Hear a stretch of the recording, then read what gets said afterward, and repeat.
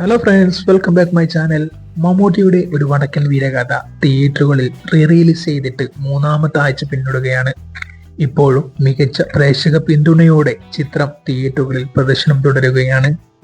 ഒരു റിലീസ് ചെയ്ത ചിത്രം ഇത്രയും ദിവസം ഓടുന്നത് മലയാളത്തിൽ ഇതാദ്യമായിരിക്കും. മലയാളത്തിൽ റിലീസ് ട്രെൻഡുകൾ തുടങ്ങിയിട്ട് 3 വർഷമായി. മോഹൻലാൽ ചിത്രം സ്ഫടികമായിരുന്നു ഇതിന് ആദ്യം തുടക്കം കുറിച്ചത്. പിന്നാലെ ഒരു പിടി സിനിമകൾ റിലീസായി മലയാളികൾക്ക് മുന്നിലെത്തി.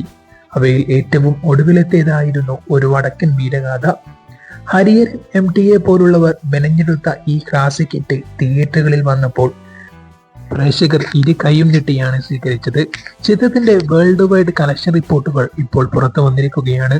ഇപ്പോഴുള്ള മികച്ച സാങ്കേതിക വിദ്യകൾ ഇല്ലാഞ്ഞിട്ട് പോലും അന്ന് 30 വർഷങ്ങൾക്ക് മുന്നേ ഈ ഒരു രീതിയിൽ ചിത്രം അണിയിച്ചൊരുക്കിയവർക്ക് നമുക്കൊരു സല്യൂട്ട് അടിക്കാം. ഇപ്പോഴും 4K റിലീസ് ചെയ്തപ്പോൾ ദൃശ്യവിസ്മയമാണ് ഈ ചിത്രം നമുക്ക് സമ്മാനിക്കുന്നത്. ഇതുവരെ ഈ ചിത്രം കാണാത്തവർ ഉടനെ തന്നെ അടുത്തുള്ള തിയേറ്ററുകളിൽ പോയി കാണണം. അത്രമാത്രം മികച്ച സിനിമയാണിത്.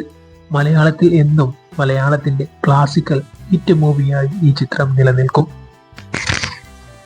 ഒരു വടക്കൻ വീരഗാഥ കേരളത്തിൽ നിന്ന് മാത്രം 1.5 കോടിക്ക് മുകളിലാണ് ചിത്രം കളക്ട് ചെയ്തത്.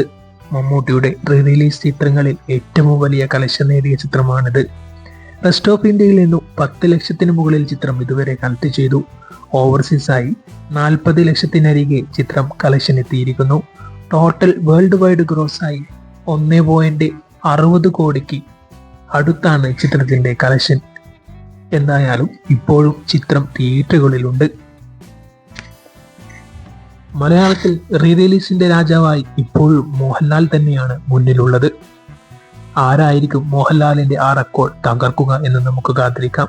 നിങ്ങളുടെ അഭിപ്രായം കമന്റ് ബോക്സിൽ രേഖപ്പെടുത്താൻ മറക്കരുത്. ആരായിരിക്കും റിലീസിന്റെ മോഹൻലാലിന്റെ റെക്കോർഡ് തകർക്കാൻ പോകുന്നത്?